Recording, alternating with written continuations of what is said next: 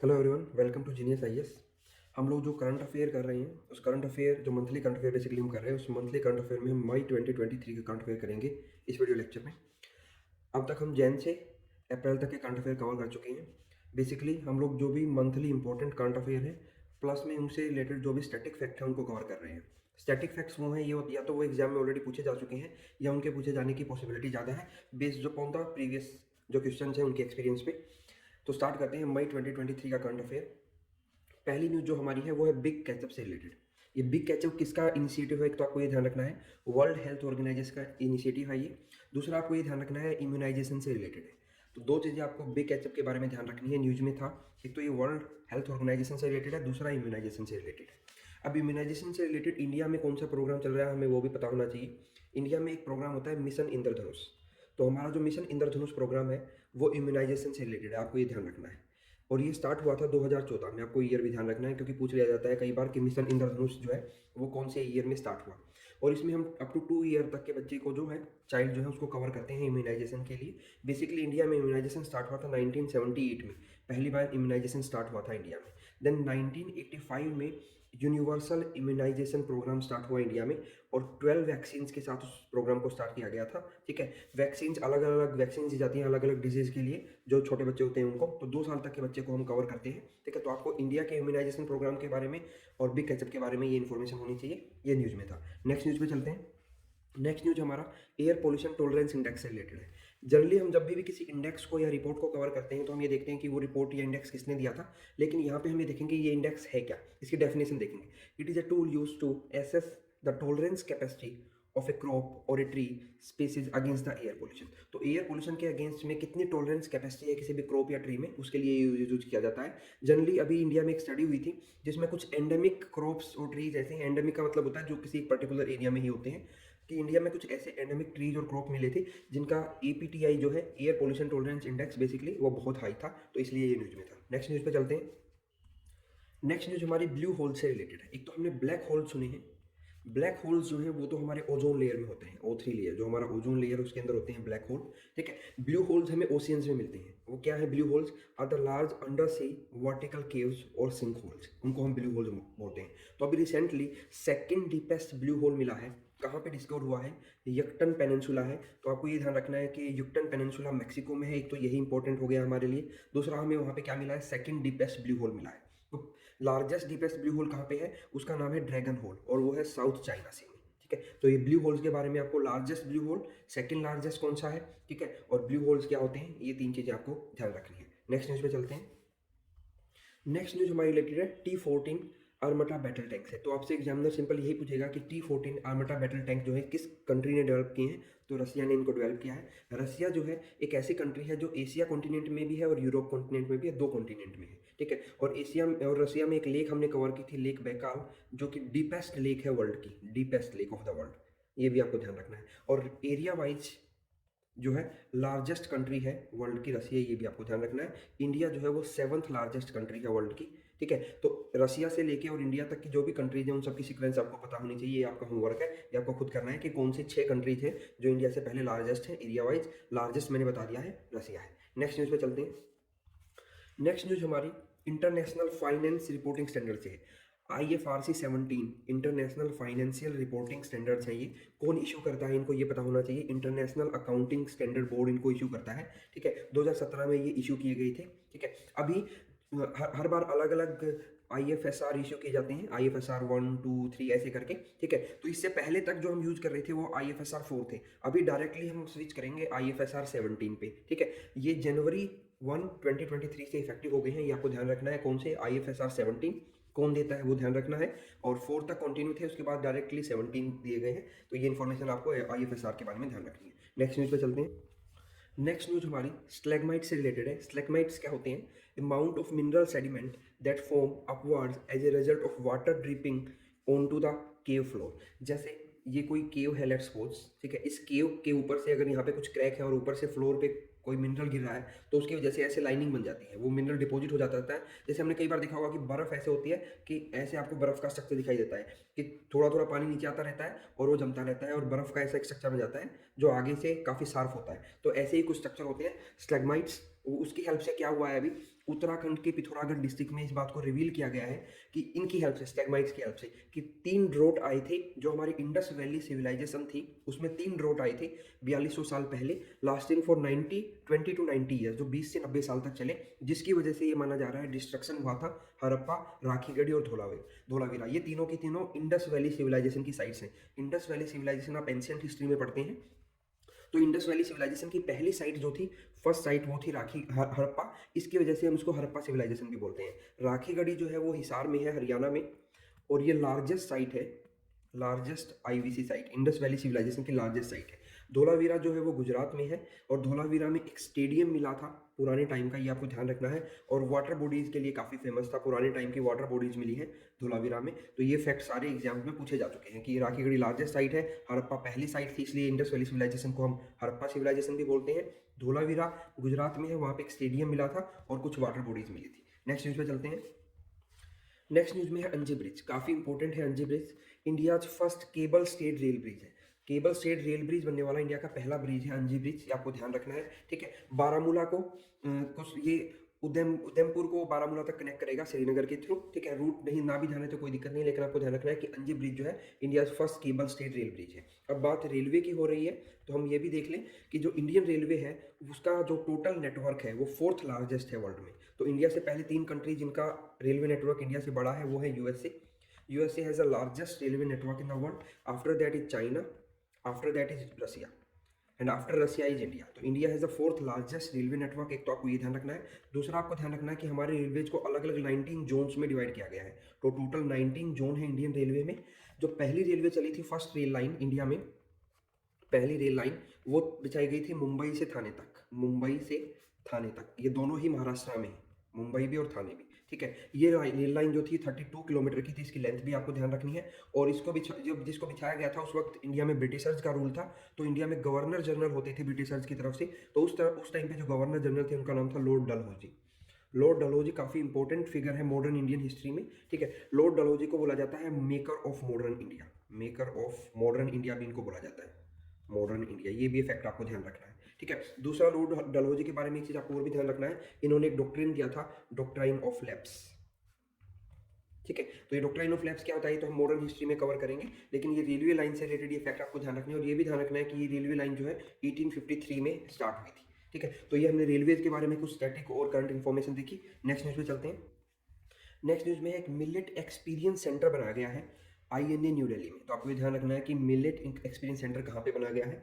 दूसरा आपको ये ध्यान रखना है कि 2023 को यूनाइटेड नेशन ऑर्गेनाइजेशन जो है यूएनओ, जिसका हेडक्वार्टर जो है न्यूयॉर्क में है, ठीक है, और 1945 में ये बना था, 24 अक्टूबर को, 24 अक्टूबर 1945 को यूएनओ बना था, united nation organization, after the end of second world war, second world war के बाद इसको बनाया गया था, ठीक है। तो यूएनओ जो है उसमें बहुत सारी कंट्रीज हैं जो यूएनए का पार्ट है, 193 कंट्रीज हैं अक्रॉस द वर्ल्ड जो यूनाइटेड नेशन ऑर्गेनाइजेशन का पार्ट है। तो यूएनओ ने 2023 को इंटरनेशनल ईयर ऑफ मिलेट के रूप में सेलिब्रेट किया है, आपको ये भी ध्यान रखना है। और ये उन्होंने इंडिया की रिक्वेस्ट पे ऐसा किया था।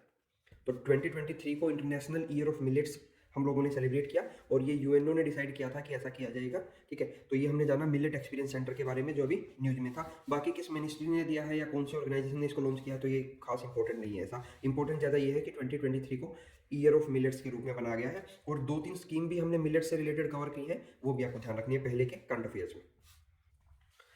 नेक्स्ट जो न्यूज़ है वो वर्ल्ड इकोनॉमिक फोरम से रिलेटेड है। वर्ल्ड इकोनॉमिक फोरम को हम ऑलरेडी कवर कर चुके हैं, ठीक है। उन्होंने एक रिपोर्ट रिलीज किया जिसका नाम है चीफ इकोनॉमिस्ट आउटलुक रिपोर्ट 2023। तो इस रिपोर्ट को आप नाम आपको ध्यान रखना है, और रिपोर्ट कौन सी ऑर्गेनाइजेशन ने दी है वो ध्यान रखना है। रिपोर्ट के अंदर क्या था ये हमें पढ़ने की रिक्वायरमेंट नहीं है, न्यूज़ में था। वैसे मैं जो भी मोस्ट ऑफ द न्यूज़ हम कवर कर रहे हैं हम उनको पूरा ही दे रहे हैं, ठीक है। आप पढ़ भी सकते हो इसको स्टॉप करके, लेकिन मेन इंपॉर्टेंट पार्ट जो उसमें होता है बेस्ड अपॉन प्रीवियस पेपर्स के पैटर्न के बेस पे, वो हम कवर कर रहे हैं। तो यहाँ पे इस न्यूज़ में आपको इतना ही ध्यान रखना है, वर्ल्ड इकोनॉमिक फोरम ने चीफ इकोनॉमिस्ट आउटलुक रिपोर्ट दी थी 2023 में। नेक्स्ट न्यूज़ में चलते हैं। नेक्स्ट न्यूज़ में है सारा क्या है, world first robotic check in assistant. जब हम चेक इन करते हैं किसी भी एयरपोर्ट पे, तो वहाँ पे वर्ल्ड का पहला रोबोटिक चेक इन लगाया गया है सारा, कहाँ पे, दुबई बेस्ड एयरलाइंस ने लगाया है जिसका नाम है एमिरेट्स, ठीक है। तो सारा आपसे पूछा जा सकता है कि सारा was sometime seen in news, ये किससे रिलेटेड है या ये क्या है, तो ये वर्ल्ड का पहला रोबोटिक चेक इन असिस्टेंट है जो दुबई में लगाया गया है, ठीक है, ये आपको ध्यान रखना है। नेक्स्ट न्यूज़ पे चलते हैं। ये न्यूज़ बहुत ही ज़्यादा इंपॉर्टेंट है। वर्ल्ड बैंक ने रिसेंटली अनाउंस किया है कि वो एक बिजनेस रेडी प्रोजेक्ट लॉन्च करेंगे। एक्चुअल में ये बिजनेस रेडी प्रोजेक्ट जो है ये रिप्लेसमेंट है। पहले एक रैंकिंग आती थी ease of doing business ranking, और इस ease of doing business ranking पे 2 बार यूपीएससी ने क्वेश्चन पूछा था, ठीक है, तो इसलिए इंपॉर्टेंट था। और ये ईज ऑफ डूइंग बिजनेस को 10 पैरामीटर्स पे चेक किया जाता था। इवन वो पैरामीटर्स भी यूपीएससी ने पूछे थे कि कौन कौन से पैरामीटर हैं, ठीक है। तो दोबारा से वर्ल्ड बैंक, अब बीच में वर्ल्ड बैंक ने इस रिपोर्ट को बंद कर दिया था, ease of doing business report को या रैंकिंग को, ठीक है, उसको अभी रिप्लेस करके नई रैंकिंग लेके आई गई है, बिजनेस रेडी या बी रेडी प्रोजेक्ट। तो आपसे पूछा जा सकता है कि बी रेडी प्रोजेक्ट जो है कौन सी ऑर्गेनाइजेशन का है, तो वो वर्ल्ड बैंक का है। अभी आपको ये ध्यान रखना है। नेक्स्ट न्यूज पे चलते हैं। नेक्स्ट न्यूज हमारी रिलेटेड है कि सेंट्रल गवर्नमेंट ने एक्सटेंड कर दिया है deadline for smart city mission. ये स्मार्ट सिटी मिशन वैसे तो पुराना है, लेकिन पुरानी स्कीम भी पूछ ली जाती है एग्जाम में, तो आपको ध्यान रखना है कि स्मार्ट सिटी मिशन जो है 2015 में लॉन्च किया गया था। इसके अंदर हम 100 स्मार्ट सिटी डेवलप करेंगे इंडिया में। तो उसमें से आपको, जैसे अभी एचसीएस का एग्जाम आ रहा है, तो आपको ध्यान रखना है हरियाणा में 2 स्मार्ट सिटी जो है वो है फरीदाबाद एंड करनाल, ठीक है। और 100 स्मार्ट सिटी जो भी लॉन्च की गई थी कि ये 100 स्मार्ट सिटी बनेगी, वो थे शिलोंग, ठीक है। तो इस स्मार्ट सिटी मिशन के बारे में आपको ये ध्यान रखना है। दूसरा, इसकी डेडलाइन को भी एक्सटेंड कर दिया गया। पहले इसको कंप्लीट करने की डेडलाइन जो थी वो जून 2023 थी, अब इसको कंप्लीट करने की डेडलाइन जो है जून 2024 है। तो डेडलाइन भी ध्यान रखनी है, कब स्टार्ट किया गया था, कितनी स्मार्ट सिटी बना रहे हैं, ये सारी चीज़ें आपको ध्यान रखनी है। नेक्स्ट पे चलते हैं। नेक्स्ट न्यूज हमारी रिलेटेड है 9 साल के बैन के बाद कोल माइनिंग स्टार्ट हो गई है फिर से मेघालय में। तो मेघालय में कोल माइनिंग होती थी, पहले कोल निकाला जाता था, उसको बंद कर दिया गया था, अब दोबारा से स्टार्ट हुआ है 9 साल के बाद, ठीक है। तो इसलिए न्यूज में डायरेक्ट भी पूछा जा सकता है कि किस स्टेट में 9 साल के बाद कोल माइनिंग दोबारा से स्टार्ट होगी। और मेघालय अपनी फेमस कोल माइनिंग के लिए जाना जाता है, जो होती है red hole mines, red holes mine. Red hole mines क्या होती है, बेसिकली बहुत पतली पतली सुरंग होती है, उनमें से जाके बहुत दूर दूर तक माइनिंग की जाती है। इतनी होती है कि एक पर्सन ही उसमें से अंदर जा सकता है माइनिंग करने के लिए, ठीक है। तो उसके लिए काफ़ी फेमस है ये, उनको रेड होल माइंस बोलते हैं।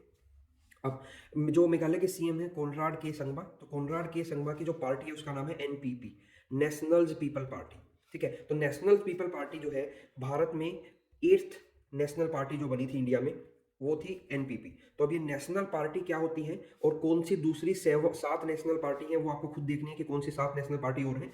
8th बनी थी वो थी एनपीपी। तो आपको ये ध्यान रखना है कि इंडिया में 8 नेशनल पार्टी हैं टोटल, और स्टेट पार्टीज भी होती हैं। तो इन नेशनल पार्टी बनने का और स्टेट पार्टी बनाने का क्या क्राइटेरिया होता है, वो क्राइटेरिया आपको खुद पढ़ना है, ठीक है। उसको हम फिर पॉलिटिकल लेक्चर्स में कवर करेंगे। अभी आप ध्यान रखना कि 8th नेशनल पार्टी बनने वाली एनपीपी 8वीं पार्टी थी इंडिया में नेशनल पार्टी बनने वाली, और नेशनल पार्टी के कुछ सर्टेन क्राइटेरिया होते हैं जिनको फुलफिल अगर किया जाए तो फिर उस पार्टी को नेशनल पार्टी बोल दिया जाता है।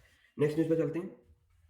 नेक्स्ट न्यूज हमारी विंडक डिक्लेरेशन से रिलेटेड। अगर आपसे पूछ लिया जाए कि ये विंडक डिक्लेरेशन किससे रिलेटेड है, तो प्रेस फ्रीडम से रिलेटेड है। ये सिर्फ आपको इतना ध्यान रखना है, 1991 में दी गई थी। ईयर तो इंपॉर्टेंट नहीं है, लेकिन डिक्लेरेशन इंपॉर्टेंट है, न्यूज में थी। तो विंडक डिक्लेरेशन अगर पूछ लिया जाए तो वो प्रेस फ्रीडम से या प्रेस से रिलेटेड है।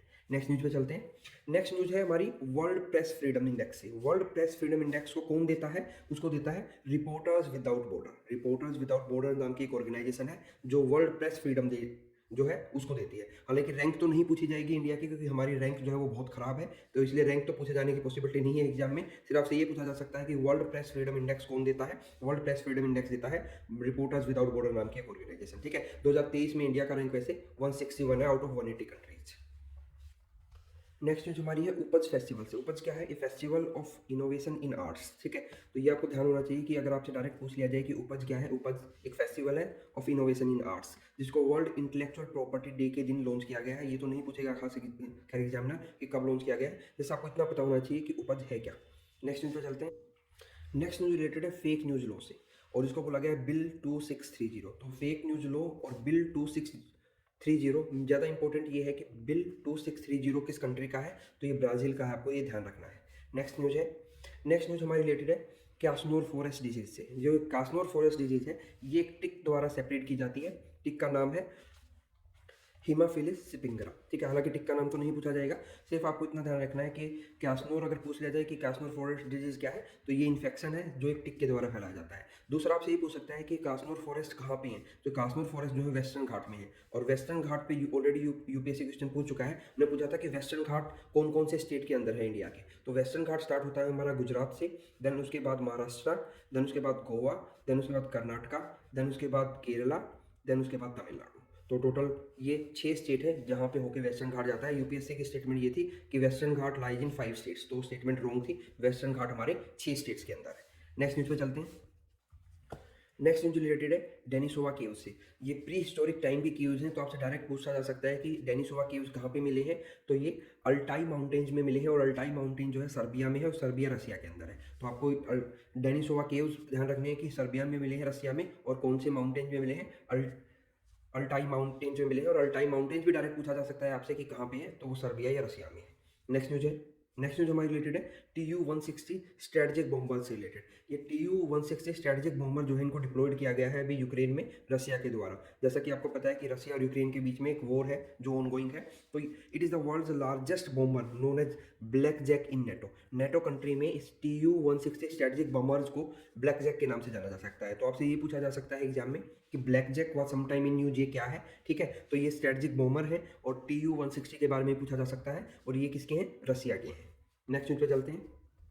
नेक्स्ट न्यूज है इंडिया और बांग्लादेश से रिलेटेड। इंडिया और बांग्लादेश के बीच में 10th लैंड पोर्ट को ओपन किया गया है। लैंड पोर्ट बेसिकली वो रास्ते होते हैं जहाँ से इंडिया और बांग्लादेश के बीच में ट्रेड होता है, ठीक है। तो ट्रेड को बूस्ट करने के लिए किया गया है। तो अभी मेघालय की दावकी नामक प्लेस पे इंडिया और बांग्लादेश के बीच में 10th पोर्ट बनाया गया है। तो ये आपको प्लेस का नाम ध्यान रखना है, और क्या बनाया गया है देवकी पे, ये भी आपको ध्यान रखना है। नेक्स्ट न्यूज़ पे चलते हैं।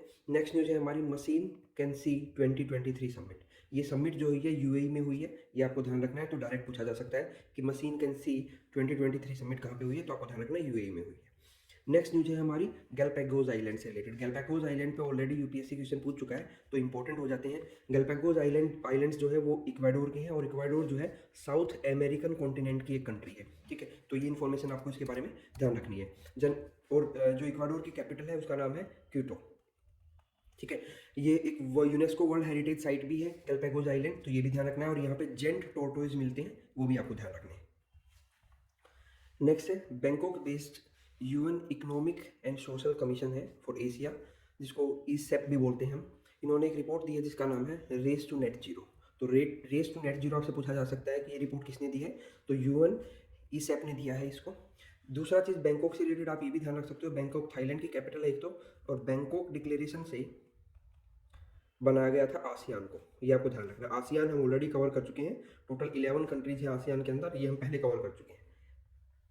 नेक्स्ट न्यूज हमारी रिलेटेड है इंटरनेशनल मॉनेटरी फंड से रिलेटेड। इंटरनेशनल मॉनेटरी फंड ने एक रिपोर्ट दी है जिसका नाम है रीजनल इकोनॉमिक आउटलुक रिपोर्ट। तो इस रिपोर्ट का नाम ध्यान रखना है आपको, और किसने दिया, IMF ने दी है। IMF को हम ऑलरेडी कवर कर चुके हैं। नेक्स्ट न्यूज है हमारी बांधवगढ़ टाइगर रिजर्व से रिलेटेड।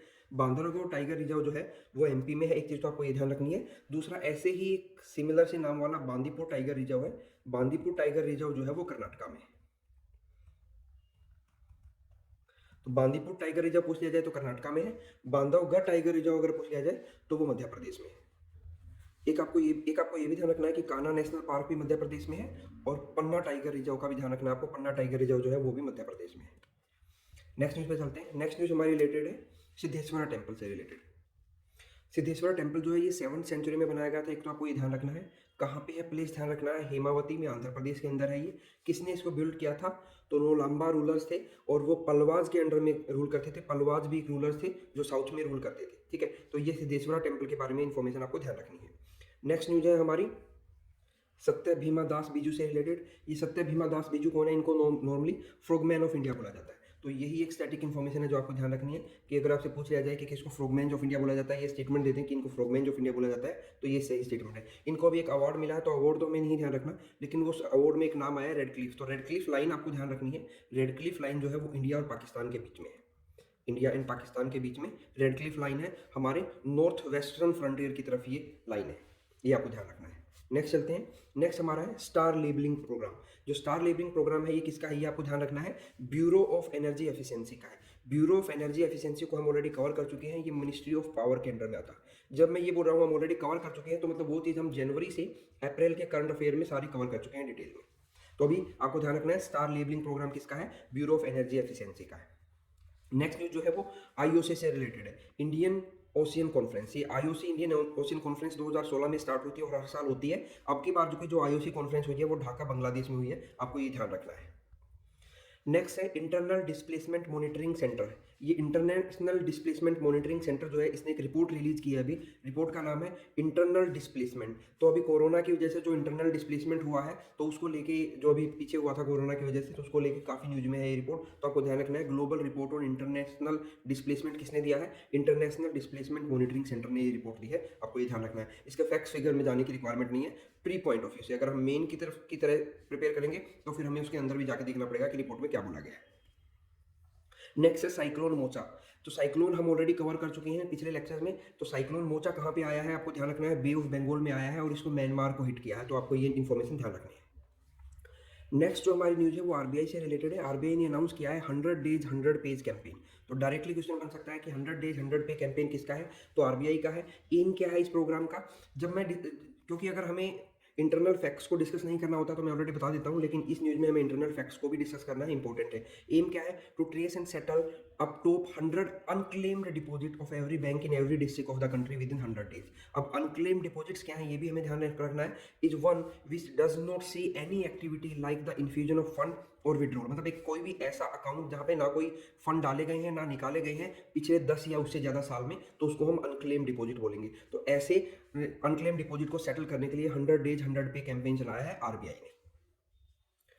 नेक्स्ट न्यूज है हमारी, एक लार्ज आउटब्रेक हुआ है मोरक्कन लोकस का। मोरक्को एक कंट्री है जो अफ्रीका में है और मोरक्को की कैपिटल है रबात। ठीक है, इस पे ऑलरेडी यूपीपीसीएस क्वेश्चन पूछ चुका है। तो मोरक्कन लोकस जो है उन्होंने अभी एक आउटब्रेक हुआ है, अटैक किया है। तो कहाँ पे हुआ है? तो ये वीट बास्केट ऑफ अफगानिस्तान पे अटैक हुआ है। तो वहाँ पे वीट की बहुत ज़्यादा शॉर्टेज भी हो गई थी, आपको ध्यान रखना है। अफगानिस्तान की कैपिटल जो है वो काबुल है। नेक्स्ट न्यूज पे हैदराबाद एयरपोर्ट। हैदराबाद एयरपोर्ट को रिकॉग्नाइज किया गया है वर्ल्ड मोस्ट पंचुअल एयरपोर्ट। ठीक है, तो ये इंपॉर्टेंट न्यूज है हमारे लिए, ध्यान रखना है कि हैदराबाद एयरपोर्ट को वर्ल्ड मोस्ट पंचुअल एयरपोर्ट के रूप में रिकॉग्नाइज किया गया है। नेक्स्ट है हमारा NVS-01 सैटेलाइट। ये NVS-01 सैटेलाइट जो है वो इसरो का है और ये एक नेविगेशन सैटेलाइट है। बेसिकली हम लोगों ने कवर किया था कि हम लोगों का एक रीजनल नेविगेशन सैटेलाइट है जिसको हम नेविक के नाम से जानते हैं या IRNSS, जो हम लोग ऑलरेडी कवर कर चुके हैं। तो उसी को स्ट्रेंथन करने के लिए, जैसे जीपीएस है ग्लोबल पोजिशनिंग सिस्टम यूएसए का, वैसे ही हमारा नेविक है रीजनल नेविगेशन सिस्टम। तो 7 सैटेलाइट्स का वो सिस्टम बनाया गया है, 7 सैटेलाइट्स को ऊपर भेज के। ठीक है, तो उसको और ज़्यादा स्ट्रेंथन करने के लिए उसके अंदर एक सैटेलाइट और ऐड किया गया है, ये आपको ध्यान रखना है।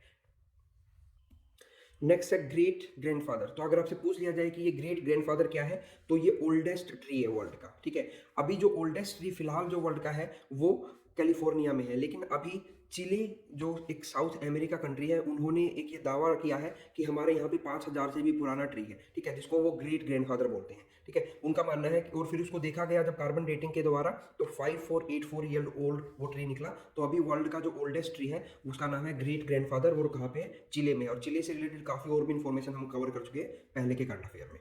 नेक्स्ट है एमी पोप। एमी पोप ये एक फीमेल है यूएस से, जिसको इलेक्ट किया गया है direct general of international organization for migration. ठीक है, तो इंपॉर्टेंट होता है जब भी कोई वुमेन जो है किसी इंटरनेशनल ऑर्गेनाइजेशन की हेड बनती है तो उस पर क्वेश्चन पूछ लिया जाता है। इससे पहले भी कई बार HCS में और यूपीपीसीएस में खासकर और RES राजस्थान एडमिनिस्ट्रेटिव सर्विसेज में ऐसे क्वेश्चन कई बार पूछे गए हैं जब किसी वुमेन को किसी इंटरनेशनल ऑर्गेनाइजेशन का हेड बनाया गया है। तो इंटरनेशनल ऑर्गेनाइजेशन है इंटरनेशनल ऑर्गेनाइजेशन फॉर माइग्रेशन, तो उसकी हेड बनने वाली पहली वुमेन बनी है एमी पोप। ये आपको ध्यान रखना है कहाँ से? ये यूएसए से है। ये तो इंपॉर्टेंट नहीं है कहाँ से है, लेकिन किस ऑर्गेनाइजेशन की पहली वुमेन हेड बनी है वो आपको ध्यान रखना है।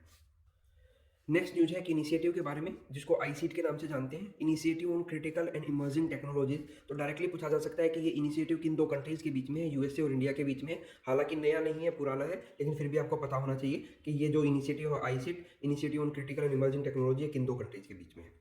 देन उसके बाद नेक्स्ट है यूएनईपी से रिलेटेड हमारी एक news, united nation environment programme. तो यूएनईपी की एक रिपोर्ट है टर्निंग ऑफ द टैप। ठीक है, how the world can and plastic pollution and create circular economy. तो इससे रिलेटेड ये report turning of the tap, अगर पूछ लिया जाए कि ये रिपोर्ट किसने दी है तो यूएनईपी ने दी है। यूनाइटेड नेशन इन्वायरमेंट प्रोग्राम एकमात्र ऐसी यूनाइटेड नेशन ऑर्गेनाइजेशन की स्पेशल एजेंसी है, ये यूएनओ की स्पेशल एजेंसी है। जैसे वर्ल्ड बैंक भी यूएनओ की स्पेशल एजेंसी है, world trade organization, world health organization, ये सब यूएनओ की स्पेशल एजेंसी है। तो ऐसे ही यूएनओ की स्पेशल एजेंसी है यूएनईपी। यूएनईपी एकमात्र ऐसी इंटरनेशनल ऑर्गेनाइजेशन है जिसका हेडक्वार्टर अफ्रीका में है। अफ्रीका के नैरोबी में इसका हेडक्वार्टर है और नैरोबी जो है वो केन्या की कैपिटल है। केन्या नाम की एक कंट्री है अफ्रीका में, उसकी कैपिटल है नैरोबी और वहाँ पे यूएनईपी का हेडक्वार्टर है। ठीक है, और यूएनईपी एक रिपोर्ट देता है जो काफ़ी फेमस है, जिसको आपको ध्यान रखना है। उसका नाम है global emission gap report. Global emission gap report. तो ये रिपोर्ट जो है यूएनईपी देता है, ये अभी आपको ध्यान रखना है। टर्निंग ऑफ द टैप तो उन्होंने अब दी है, ये ग्लोबल इमिशन गैप रिपोर्ट ये हर साल देते हैं, तो ये इंपॉर्टेंट है, आपको ध्यान रखना है कौन इसको देता है। यूएनईपी, यूएनईपी क्या है? यूनाइटेड नेशन ऑर्गेनाइजेशन की स्पेशल एजेंसी है, हेडक्वार्टर कहाँ है? नैरोबी, केन्या के अंदर इसका हेडक्वार्टर है। नेक्स्ट न्यूज पे है थंगनाथ टेम्पल। ये थंगनाथ टेम्पल जो है कंट्रीज हाईएस्ट शिवा टेम्पल है, कहाँ पे है? रुद्रप्रयाग उत्तराखंड के अंदर है ये आपको ध्यान रखना है। नेक्स्ट न्यूज है हमारी इंपॉर्टेंट है, 75-25 इनिशिएटिव है। अगर ये पूछा जाए कि ये 75-25 इनिशिएटिव किसका है, तो यूनियन हेल्थ मिनिस्ट्री का ये इनिशिएटिव है, ठीक है। इसको वर्ल्ड हाइपर टेंशन डे से पे रिलीज किया गया है। यहाँ पे इसका एम भी इंपॉर्टेंट है, हमें पता होना चाहिए। Indian government target of reaching 75 million people with hypertension under standard care in primary health care by 2025। ये इसका टारगेट है कि 75 मिलियन लोगों तक पहुंचना है जिनको हाइपर टेंशन है, और 2025 तक ये टारगेट को कंप्लीट करना है। तो ये 75-25 इनिशिएटिव जो है यूनियन मिनिस्ट्री ऑफ हेल्थ का है इंडिया के अंदर, आपको ध्यान रखना है, और हाइपर टेंशन से रिलेटेड है। नेक्स्ट न्यूज है हमारी G7 समिट से रिलेटेड। G7 कंट्रीज कौन सी हम ऑलरेडी कवर कर चुके हैं, तो आपको ध्यान रखना है कि G7 समिट जो आपके बार का हुआ है वो जापान में हुआ है, इंपॉर्टेंट है। नेक्स्ट न्यूज है हमारी लाइट टैंक जोरावर से रिलेटेड। तो जोरावर पूछा जा सकता है क्या है, तो लाइट टैंक है, किसने डेवलप किया है? डीआरडीओ ने, defence research development organization, DRDO ने इसको लॉन्च किया है या इसको बनाया है, ठीक है। लाइट टैंक है ये, और इसका नाम जोरावर है, आपको ये ध्यान रखना है। नेक्स्ट न्यूज रिलेटेड है open network for digital commerce से रिलेटेड। जैसे हमारे यहाँ पे एक डिजिटल सिस्टम बनाया गया है, ठीक है, यूपीआई का, यूनिफाइड पेमेंट इंटरफेस, जिसके अंदर बहुत सारी अलग अलग कंपनी जो है, फाइनेंस जो पेटीएम है, फोन पे है, गूगल पे है, ये सारी काम करती हैं यूपीआई के अंडर में। ऐसे ही जो ई कॉमर्स कंपनी है, फ्लिपकार्ट, अमेजोन, उन सब के लिए एक कंबाइंड पोर्टल बनाने की बात चल रही है जिसका नाम है open network for digital commerce, ठीक है। Is interoperable network based on the Beckn protocol that enables platform of different configurations to seamlessly connected and operate on it. तो अलग अलग कंपनी जैसे फ्लिपकार्ट, अमेजोन, ये सबको आप एक ही नेटवर्क पे ऑपरेट कर पाओगे, उसके लिए open network for digital commerce जो है उसको बनाया जा रहा है। नेक्स्ट न्यूज है हमारी बाखमूत से रिलेटेड। बाखमूत ये कहाँ का रीजन है? ये यूक्रेन का एक रीजन है जो न्यूज में है, यूक्रेन रसिया कंफ्लिक्ट की वजह से। तो आपको ध्यान होना चाहिए अगर आपसे पूछ लिया जाए कि बाखमूत रीजन कहाँ पे है, तो ये यूक्रेन का एक रीजन है। नेक्स्ट न्यूज है हमारी राजाजी टाइगर रिजर्व से related. Rajaji tiger reserve Uttarakhand में, एक तो आपको ये ध्यान रखना है, ठीक है। दूसरा आपको ध्यान रखना है कि जिम कॉर्बेट टाइगर रिजर्व या जिम कॉर्बेट नेशनल पार्क है जो है वो भी उत्तराखंड में है। तो ये दो चीजें आपको ध्यान रखनी है उत्तराखंड के बारे में। नेक्स्ट न्यूज है हमारी कोलोराडो रिवर से related. 7 US states have reached A conscience on conserving Colorado river. तो सिर्फ आपको ये पता होना चाहिए कि जो कोलोराडो रिवर जो है ये यूएसए में है, इतना ही आपके लिए काफ़ी है जो करंट अफेयर के अगर पॉइंट ऑफ व्यू से हम देखें तो। नेक्स्ट है हमारा ग्रीन टंग ट्रांजिशन प्रोग्राम। ये ग्रीन टंग ट्रांजिशन प्रोग्राम जो है इसको इंडियन गवर्नमेंट ने लॉन्च किया गया है to make the country a global hub for green shipping building. तो ग्रीन शिपिंग बिल्डिंग के लिए हमारा प्रोग्राम है green tug transition programme Indian government का, ये आपको ध्यान रखना है। नेक्स्ट है ITF ट्रांसपोर्ट आउटलुक रिपोर्ट। जो ITF ट्रांसपोर्ट आउटलुक रिपोर्ट है ये OECD ने दी है, ठीक है। OECD जो है हम इसको ऑलरेडी पढ़ भी चुके हैं OECD के बारे में। नेक्स्ट है global alliance for national human right institutions, ठीक है। ये ग्लोबल अलायंस जो है नेशनल ह्यूमन राइट इंस्टीट्यूशंस के लिए, ये बेसिकली पेरिस प्रिंसिपल्स पे काम करता है, और नेशनल ह्यूमन राइट जो है हमारा इंडिया का वो इससे एक्रेडिटेड है। तो ये आपको ध्यान रखना है कि national global alliance for national human right institutions है, और वो पेरिस प्रिंसिपल्स के ऊपर काम करता है। नेक्स्ट न्यूज है हमारी टाइफून मावर के बारे में। टाइफून मावर जो है वो कहाँ पे आया है? गुआम में आया है, और गुआम जो है पैसिफिक ओशियन में ये एक आइलैंड है गुआम, और ये मिलिट्री बेस है यूनाइटेड स्टेट ऑफ अमेरिका का, ये आपको ध्यान रखना है। नेक्स्ट न्यूज हमारी है USSR ग्राल्ड R4 से। ये लार्जेस्ट एयरक्राफ्ट कैरियर है वर्ल्ड का, तो ये USA का है, आपको इसका नाम ध्यान रखना है कि USA का वर्ल्ड का लार्जेस्ट एयरक्राफ्ट कैरियर है USSR ग्राल्ड R4, या उसका नाम आपको ध्यान रखना है। नेक्स्ट है टाइफून वोल्ट। टाइफून वोल्ट क्या है? चाइना बेस्ड हैकिंग ग्रुप है, सिर्फ आपको इतना ही ध्यान रखना है, ठीक है। तो इसी के साथ हम लोगों के मई के करंट अफेयर कंप्लीट होते हैं। अगर आपको ये करंट अफेयर पसंद आ रहे हैं तो आप वीडियो को लाइक कीजिए, चैनल को सब्सक्राइब कीजिए, और इसको शेयर कीजिए ज़्यादा से ज़्यादा लोगों के पास। अगले जून मंथ के करंट अफेयर के साथ फिर मिलेंगे। Till then take care, bye bye.